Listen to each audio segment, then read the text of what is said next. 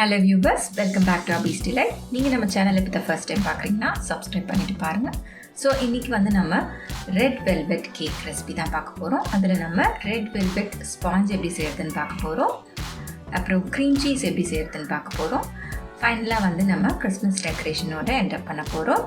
So வாங்க வீடியோக்குள்ளே போகலாம். ஃபர்ஸ்ட் வந்து நான் 1/2 inch பேனை வந்து ஆயில் போட்டு க்ரீஸ் பண்ணிவிட்டு பட்டர் பேப்பர் போட்டு ரெடி பண்ணி வச்சுக்கிறேன்.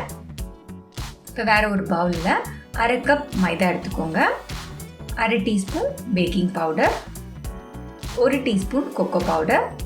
இது மூணுத்தையும் நல்லா சலிச்சுக்கோங்க. பேக்கிங் சோடா வந்து நான் இப்போ ஆட் பண்ணல, கடைசி ஆட் பண்ணுறேன். ஸோ இப்போ இது எல்லாத்தையும் நல்லா சலிச்சுட்டு ஒரு விஸ்க் வச்சு இதை நல்லா மிக்ஸ் பண்ணி விட்டுக்கோங்க. வேறு ஒரு க்ளீன் பவுலில் 2 முட்டை எடுத்துக்கோங்க. ரூம் டெம்பரேச்சரில் இருக்கணும் முட்டை. அதில் 1/2 teaspoon vanilla essence, 1/2 teaspoon milk essence. Milk essence இல்லைன்னா 1 teaspoon வெனிலா எசன்ஸ் சேர்த்துக்கோங்க. அதில் 1 pinch உப்பு சேர்த்து 1/2 cup பவுடர் சுகர் சேர்த்து இதை நல்லா பீட் பண்ண ஆரம்பிங்க. பீட் பண்ணும்போது லோ ஸ்பீட்லேருந்து ஹை ஸ்பீடுக்கு போங்க. இது ஒரு 2-3 minutesலேயே இது வந்து நல்லா ரைஸ் ஆகி வந்துடும். சர்க்கரை வந்து நல்லா கரையணும், அது வரைக்கும் நம்ம பீட் பண்ணணும். ஸோ சர்க்கரை கரையிலன்னா மேலே வந்து ஒரு மாதிரி ஒரு லேயர் மாதிரி ஃபார்ம் ஆகும். ஸோ அதனால் நல்லா கரைஞ்சதுக்கப்புறமா இது மாதிரி ப்ளஃபியாக வந்ததுக்கப்புறமா 2 teaspoon மெல்ட் பண்ண பட்டர் அப்படி இல்லைனா ஆயில் சேர்த்துக்கோங்க. சேர்த்துட்டு ஒரு 30 secondsக்கு இதை பீட் பண்ணி எடுத்துக்கோங்க. அதுக்கு மேலே பீட் பண்ண வேண்டாம். இது நல்லா மிக்ஸ் ஆனதும் இப்போ ட்ரை இன்க்ரீடியன்ஸும் வெட் இன்க்ரீடியன்ஸும் மிக்ஸ் பண்ண போகிறோம். அந்த ஃபுட்டேஜ் மிஸ் ஆகிடுச்சு. ஸோ பேட்ச் பை பேட்சாக இந்த வெட் இன்க்ரீடியன்ஸை இதில் ஆட் பண்ணிக்கோங்க. 2 teaspoon பாலையும் சேர்த்து மிக்ஸ் பண்ணி வச்சுக்கோங்க. இது வந்து gel colour, super red colour. So இதை வந்து நான் மிக்ஸ் பண்ணிக்கிறேன். மிக்ஸ் பண்ணும்போது கட் அண்ட் ஃபோல்ட் மெத்தடில் மிக்ஸ் பண்ணுங்கள். இந்த கலர் வந்து உங்களுக்கு கரெக்டான கலர் அச்சீவ் ஆகிற வரைக்கும் இந்த கலர் போட்டு மிக்ஸ் பண்ணி எடுத்துக்கோங்க. இப்போ நம்ம பேட்டர் ரெடி ஆகிடுச்சு. இது நல்லா ஒரு ஸ்பேச்சுலா வச்சு சைட்ஸ் எல்லாம் எடுத்து விட்டுட்டு ஸோ ஃபைனலாக வந்து 1 teaspoon வினிகரில் 1/4 teaspoon பேக்கிங் சோடா போட்டு இது நல்லா பொங்கி வரும்போது இதை விட்டு நல்லா கலந்து நம்ம பேக் பண்ணி எடுக்க போகிறோம். இது கலந்ததும் உடனே பேக் பண்ணி எடுத்துக்கோங்க. இது போலவும் செய்யலாம். அப்போது ரெட் வெல்வெட் கேக் வந்து ரொம்பவே நல்லா வரும். ஸோ நம்ம பேட்டரை வந்து பேக்கிங் பேனில் ஊற்றுறேன். 180 degree Celsiusல 10 minutes ப்ரீ ஹீட் பண்ண ஓவனில் 25லேருந்து 30 minutesக்கு இது பேக் பண்ணி எடுத்துக்கோங்க. நீங்கள் பாத்திரத்தில் பேக் பண்ணுற மாதிரி இருந்தால் இதே டைமிங் தான். 10 minutes ப்ரீ ஹீட் பண்ணிவிட்டு லோ ஃப்ளேமில் 25 minutesலேருந்து 30 minutes வரைக்கும் பேக் பண்ணி எடுத்துக்கோங்க. இப்போ வந்து இது நல்லா பேக் ஆகிடுச்சு. பேக் ஆனதுக்கப்புறமா இதை வந்து இந்த மாதிரி ஒரு கூலிங் ரேக்கில் போட்டு வச்சுக்கோங்க. அப்போ தான் வந்து ஏர்லாம் நல்லா கீழக்கும் நல்லா போய் உங்களோட கேக் வந்து நல்லா ஈரத்தன்மை இல்லாமல் இருக்கும். ஸோ க்ரீம் பண்ணுறதுக்கு 25 grams வந்து நான் பன்னீர் எடுத்திருக்கேன். அதை வந்து நல்லா உதிர்த்து போட்டுக்கோங்க. நம்ம மார்க்கெட்டில் அவைலபிளாக இருக்கிற எந்த பன்னீர் வேணாலும் நீங்கள் யூஸ் பண்ணிக்கலாம். ஸோ அது கூட 1 teaspoon சர்க்கரை சேர்த்து கொஞ்சமாக தண்ணி விட்டு இதை வந்து நல்லா கிரைண்ட் பண்ணி ஒரு பேஸ்ட் மாதிரி எடுத்துக்கோங்க. இது நம்ம வந்து க்ரீமோடு மிக்ஸ் பண்ண போகிறோம். அப்போ தான் வந்து நமக்கு இந்த க்ரீம் சீஸோட டேஸ்ட் கிடைக்கும். ஸோ 1 cup நான் விப்பிங் க்ரீம் எடுக்கிறேன். க்ரீம் வந்து இந்த மாதிரி ஃப்ளோயிங் கன்சிஸ்டன்சியில் இருக்கணும், சில்லுன்னு இருக்கணும். ஸோ லோ ஸ்பீட்லேருந்து ஹை ஸ்பீட்க்கு இதை நல்லா பீட் பண்ணிக்கோங்க. ஸோ இது நல்லா பீட் பண்ணதுக்கப்புறமா நம்ம பன்னீர் பீட் பண்ணி வச்சுருந்தோம் இல்லைங்களா, அதை ஆட் பண்ணி நல்லா மிக்ஸ் பண்ணி எடுத்துக்கோங்க. நம்மளோட க்ரீம் சீஸ் ரெடி ஆகிடுச்சு. இதோட டேஸ்ட் ரொம்பவே நல்லாயிருக்கும்.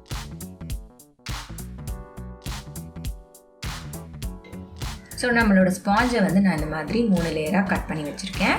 மேலே இருக்க டாப் லேயரை வந்து கட் பண்ணி ஒரு தோசை தவாவில் போட்டு அதை நல்லா முருகலாக ஆக்கிட்டு அதுக்கப்புறம் இந்த மிக்சியில் போட்டு இந்த மாதிரி கிரைண்ட் பண்ணி எடுத்துக்கோங்க. நீங்கள் கிரைண்ட் பண்ணதுக்கப்புறமா வந்து இந்த மாதிரி தூளாக இருக்கும். ஸோ நல்லா ட்ரை பண்ணிவிட்டு அப்புறமா நீங்கள் கிரைண்ட் பண்ணிங்கன்னா தான் இந்த மாதிரி உதிரியாக இருக்கும். ஸோ இப்போ நான் வந்து 1/2 inch கேக் போர்டு எடுத்துருக்கேன். அதில் கொஞ்சமாக க்ரீம் அப்ளை பண்ணிவிட்டு டாப் லேயரை வந்து ஃபஸ்ட்டு வச்சுருங்க. வச்சுட்டு சுகர் சிரப்பால் நல்லா இதை வெட் பண்ணிக்கோங்க. ஒரு 1/4 cup சுகரும் 1/4 cup சர்க்கரையும் போட்டு நான் மெல்ட் பண்ணியிருக்கேன். அதுக்கப்புறமா இந்த க்ரீமை வந்து அப்ளை பண்ணிக்கோங்க. க்ரீம் வந்து ரொம்ப திக்காக அப்ளை பண்ணாதீங்க. அதுக்கப்புறம் இதை வந்து நல்லா ஃப்ளாட்டன் பண்ணிக்கோங்க. ஃப்ளாட் பண்ணதுக்கப்புறமா மிடில் லேயரை மிடில் வைக்கிறேன். மறுபடியும் வந்து சுகர் சிரப்பால் வெட் பண்ணிக்கிறேன். நீங்கள் வந்து மில்க் மேட் இதுக்கு நடுவில் ஊற்றிக்கலாம், அப்படி இல்லைன்னா வந்து ஒயிட் சாக்லேட் நீங்கள் போட்டுக்கலாம். ஸோ இப்போ வந்து நான் க்ரீம் மறுபடியும் அப்ளை பண்ணுறேன். அப்ளை பண்ணிவிட்டு இதை ஃப்ளாட்டன் பண்ணிக்கிறேன். இப்போ பாட்டம் லேயரை வந்து நான் டாப்பில் வைக்கிறேன். அப்போ தான் வந்து நமக்கு ஃபினிஷிங் நல்லாயிருக்கும். மறுபடியும் சுகர் சிரப் போட்டுக்கோங்க. க்ரீம் அப்ளை பண்ணுங்கள். க்ரீம் அப்ளை பண்ணிவிட்டு சைட்ஸ்லேயும் இப்போ க்ரீம் அப்ளை பண்ணிக்கோங்க.